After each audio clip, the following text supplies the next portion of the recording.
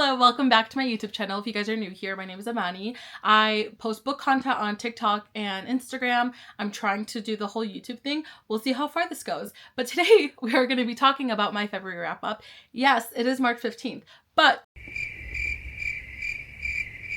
I've been wanting to talk about these books, but I've been too busy. So now I finally have the time and I'm like, I have to sit down and discuss all the books I read in February because I had such a great month. I read a total of 6 books in February. I'm also going to do an honorable mention of my January read because I didn't do a January wrap up since I only read 1 book. But yeah, let's get into it. I read 3 YA romanticises, 1 YA fantasy, and 2 contemporary romances. My average rating for the month of February was a 4.67 stars. And now let's get into why I love these books. First book I read in February was A Cruel Thirst by Angela Montoya. I absolutely devoured this book. I loved it. It was such a great read. I rated this book a 4.5. This book is about a vampire and a vampire hunter. This is a YA romantasy and I highly recommend it for people who really like a slow burn in like a high stakes situation. Angela Montoya is the author of Sinner's Isle, which I'm definitely going to pick up now after I read this book. Again, I did mention this is a vampire slash vampire hunter. So Cruel Thirst is about this boy named Lalo who became a vampire and he had to escape the city with his sister because they would obviously hunt him down if they found out he was a vampire. And so what he did was he wanted to find out the cure to reverse whatever spell. So he escaped the city to go back to find the very first vampire and he wanted to like reverse the curse that he have. But like going along this mission with his sister, he ended up meeting this girl who's a vampire hunter, which is our FMC Carolina. And Carolina is such a badass. I'm absolutely obsessed with her. I love how powerful and headstrong she is. And she's just so funny and she's like very black cat energy while our MMC is very golden retriever energy. And so obviously the first thing she tries to do is kill him, which it was really fun because like you get your knife to the throat situation. Like we all love that. Also what I really loved is their banter. They were hilarious. They cracked me up. There was this one particular quote that I read that I was absolutely obsessed with. It just showed me like how much Lalo really cared for Carolina and like really saw her for who she is. He wasn't intimidated by her like in a way where I wouldn't say threatened, but like, I mean, he was threatened by her. Like she did threaten to kill him. So I wouldn't say that, but before I say this is also a fake engagement. I don't want to spoil it for you guys because I really think you should read it. You guys have to go read it and see how they got in the situation because I think it was really funny. But yes, it's a fake engagement as well. There was this one scene where Lalo was talking to Carolina's father and he's like, one of the many reasons why I fell for Carolina is because she is a fierce champion for the people she loves. She would do anything to see her family protected. And then her father goes, you think you understand my daughter better than I? He says, of course not, but I believe in her more than you. That was so freaking adorable. I just, again, I loved how much he respected her and it was just so freaking cute. Also, what I really liked about this book, the vampire wasn't like 2,000 or 3,000 years old where he's like, oh, I fell in love with this 17-year-old girl and I need to be with her. Like, no, it's not like this at all. He's so cute and adorable and he's only 19. Still showed his innocence and it wasn't in a creepy way where it's like he's 1,000 years old. And she's like 15, 16. So I was like, I really enjoyed that. Like that was one thing that I liked and I feel like was different from other fantasy novels that I read. And I got to meet Angela Montoya last month, so it was really fun. Here's a picture of us together. She's super cute and super sweet. And this is the art she gave us at the convention. This is our FMC. This is Lalo and Carolina. And they are so adorable. Please read this book. Next book I read this month was Drown You with Dreams by Gabby Burton. This is actually the second of the duology of Sing Me to Sleep. So actually the book I mentioned in January where I read a book and I wanted to mention it was the first book of the duology Sing Me to Sleep. And these 2 books are so great. I did rate the first book a 4.5 and the second book a 5 stars. These are my Fairy Loot editions. I just want to show how beautiful they are. Oh my god, this is the art. I'm just obsessed with our FMC. And this is the Fairy Loot edition of Sing Me to Sleep. This is our Prince Hayes and Saoirse. I just love the art so much. And this is Drown Me with Dreams. It's so beautiful. Look at that. That's so stunning. And then actually Gabby Burton, bless her soul, gave us the most beautiful prints. These are actually our characters from Sing Me to Sleep. This is Prince Hayes and that's Saoirse. And I just can't get over how stunning this is. And this is also another art of Saoirse. Look how stunning she is. I can't get over this. So this is the original cover of Sing Me to Sleep. And this is the new cover of Sing Me to Sleep. And then this was the Fairy Loot version of Sing Me to Sleep. And this is Drown Me with Dreams, the actual like cover of it. I'm not obsessed or anything. I think I like this in a normal amount. Yeah.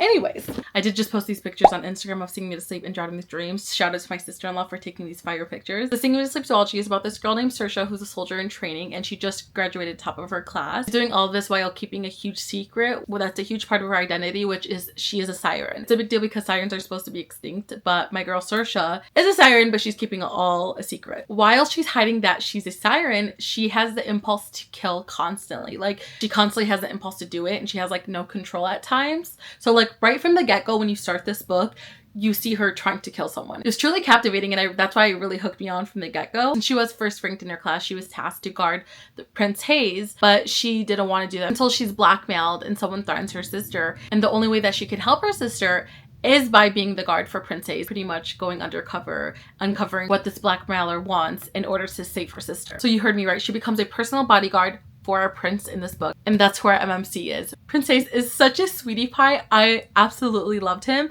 and Saoirse wants to hate him, but like honestly, you can't. Like once you start this, you can't hate him. The real villain of the story is Prince Hayes' father, so you'll get into that once you read this. I just really love their dynamic. I feel like I connected to it because it showed that she would do anything for her sister, which reminded me of my sister. I would do anything for her, and it was just really relatable in that way. I will say the first book in the beginning was really captivating, but then like in the middle was kind of slow, but then I really picked up at the end. And then I really enjoyed Drowning with Dreams because it was super fast, and I feel like so many things happened. Next book I read this month was Make a Scene by Mimi Grace. I rated this book a 4.25. I read this book in one day. I believe I listened to the audio halfway, and then I picked up the physical book just to finish it. It's a very quick book, but I really enjoyed it. I feel like if you are in between fantasies and you need something to pick up, just you want a quick fun read, you would really enjoy this. So Make a Scene by Mimi Grace follows our FMC Retta, and Retta just has shit luck basically. Her ex-boyfriend got with her cousin, and now they're getting married, and everyone's like, oh my god. You're just looking at her like they're very much just waiting for her to have a breakdown basically. Now the wedding's happening and she's invited, and she's like, no, I can't show up without a date. Now here comes our MMC Duncan, and Duncan is perfect. I love Duncan. He owns a gym. He's a trainer. He's Duncan doesn't really care to be in a relationship. That's his red flag. He hasn't really been in a long-term relationship, which yes, it's a red flag, but red is my favorite color. No, I'm joking. Retta owns a bakery next door to his gym, and their meet cute is really adorable, so I want you guys to read that. But pretty much she asks him to fake the relationship and if he can be her date. Obviously lines get blurred because they're gonna be flirting and things are gonna happen, and it was just so entertaining. I was legitimately screaming. Like I was sending my friend texts just freaking out about it. I was like, oh my god, wait, hold on. It's so adorable, and their dynamic is so cute, and the way he treats her is everything. I really love them. Next book I read was High Sticking the Heart by Maria M.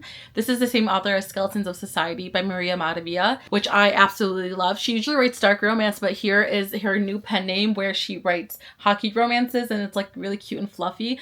But what I really loved about this book is, same as her dark romances, she keeps her FMCs badass, and like no damsel in distress. She's just so powerful. So when I saw that Maria was writing a hockey romance, I'm not even a fan of hockey romances, but she did mention that like the FMC is gonna be a badass, and I was like, okay, wait, I want to see this. Like I was curious how it could be pulled off in here, and might I say it was done so well. Marie's amazing and so talented.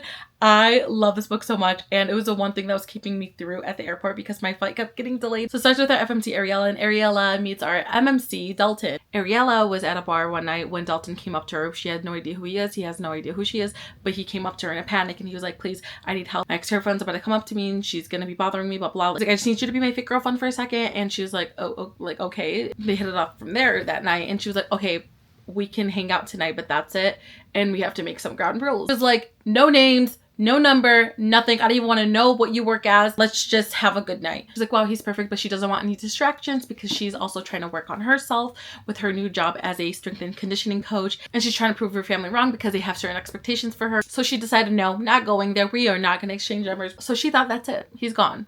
We'll never see each other again. Until her new job turns out to be the very same team. She's actually a strength and conditioning coach for his hockey team. Yeah, you heard me right. Very awkward, very funny, but very good. I really love how Dalton treated her, took her seriously for her job, and just treated her so well. Their dynamic was so cute. I love how she can just be herself and Dalton accepts her for who she is. What I really loved about this book was Ariella and trying to break out of her family's expectations. It was really relatable in a way. It shows like being a daughter in an immigrant household, how it really is. I feel like Marie captured that very well. I cannot wait to read more in this series because the side characters even were hilarious. Jimenez was one of my favorite characters in this book, and I believe she's gonna do a story on him. I'm really excited. But yeah, this was easily a 5 stars for me. Next book I read was Legendborn by Tracy Deonn. Easily one of my favorite fantasy books I've read. This is such an incredible series and I highly recommend everybody to read it. Not even a question, this is easily a 5-star read. It's about this 16-year-old girl named Bree who she just lost her mother in a tragic accident, and she started early college where that's the same school her mother attended as well. Everything was going well until one night she witnessed the craziest thing, a flying demon. And from there discovered a society that's called Legendborn, and her whole life has changed. After seeing the flying demon and discovering Legendborn, she started to find out more about her mother's death than she knew, and so her mission in this book is finding out what really happened to her mother. So she's trying to do everything in her power to find out what really happened to her mother, including being recruited by the Legendborn in order to join their like society thing. Again, this book is truly incredible. I don't know how else to convince everybody else to read it. If you haven't read it, you have to read it. All my friends convinced me for the longest time and I held off, and I regret it in a way, but at the same time thank God I did because I was able to read Bloodmark back to back, and then Oathbound just came out and I'm currently reading it right now. Legendborn is a quartet, and so the 3rd book is already out. The next book comes out I believe maybe 2027, 2028, and that will be the last book in the series. Bree is my girl. I love her. I love her journey in this story. She is incredible. I really love this characters, the way that Tracy tells a story. Like you're enamored by the world that Tracy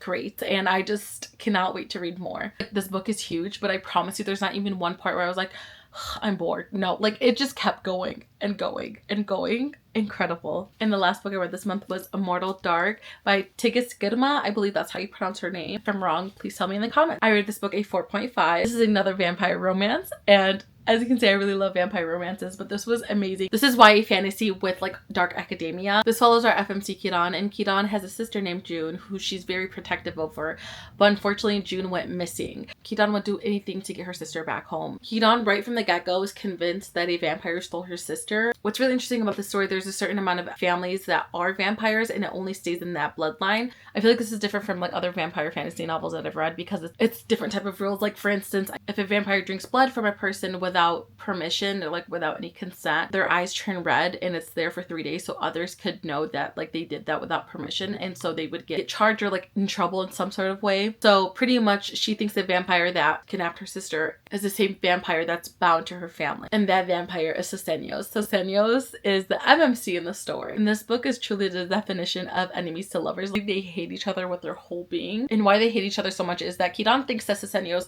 kidnapped her sister. In order for her to get her sister back, she had to go to this university, and this university also has her family's home, where she finds Sosenios, who is the vampire in question that she believes that kidnapped her sister. So they both have to live in the same home, so it's forced proximity, enemies to lovers. So entertaining. She has to live under the same roof with him while going to school, but he's doing everything in his power to get her the hell out of that home, and Kidon does not care. She's like, I am going to stay here until I get my sister back. I will kill Sosenios. And Sosenios like, get out of this home. I want this home for me. It's comedic in a way too, because it's just how much they truly hate each other, but so many things are getting uncovered because a murder ends up happening that kind of changes everything and puts the whole perspective of her sister getting kidnapped into question. Cannot wait for book 2 that's coming out soon. Author just released the cover reveal of this book. It's right here. I'm so excited. I love this book. Hold on, there's this one quote in particular that I was screaming.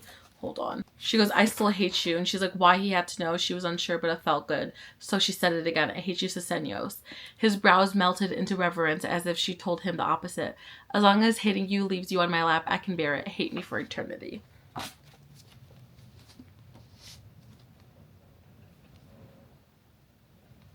Insane. But yeah, those are all the books I read in February. I will be posting a March wrap up as well sometime, hopefully the end of this month or maybe next month, who knows. But thank you guys for watching. Bye.